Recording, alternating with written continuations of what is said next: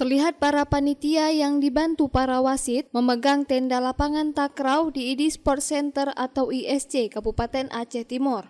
Tidak hanya itu, akibat angin kencang yang melanda pekan olahraga pelajar daerah ke-17 yang diselenggarakan di Kabupaten Aceh Timur ini, mengganggu jalannya event olahraga tersebut. Di tengah pertandingan antara tuan rumah melawan tim dari kota Lok Sumawe, Aceh Timur terpaksa menelan pil pahit harus kalah dari tim tamu. Pelatih takraw putra Aceh Timur, Rudian Syah mengatakan, kekalahan tuan rumah karena adanya miskomunikasi antara pemain, serta disebabkan faktor angin kencang yang melanda Aceh Timur.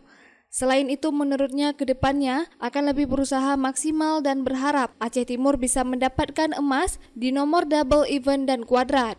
Itu gini, kalau kita bilang dari keadaan bisa juga kita bilang dari kekurangan komunikasi antara kawan ke kawan pun itu kurang, nanti akan kita perbaiki lagi.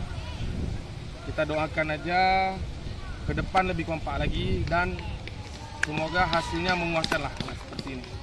Untuk tadi berapa skor? Untuk skor dari Aceh Utara set pertama 15-12.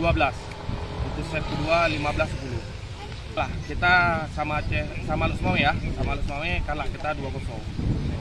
Sama Aceh Singkil kita kalah 2-1. Bang, berarti kekalahan tadi ada faktor cuaca juga Bang, karena angin kencang. Kalau bilang bisa jadi karena cuacanya anginnya terlalu kencang. Jadi waktu pengumpan bola dari feeder ke penyemis, bolanya nggak nyampe. Jadi penyemisnya agak susah. Bang, ada pemain kita yang tiduran misalnya ini di... Insya Allah, alhamdulillah belum. Dari Aceh Timur, Romi Syaputra melaporkan untuk Puja TV Aceh.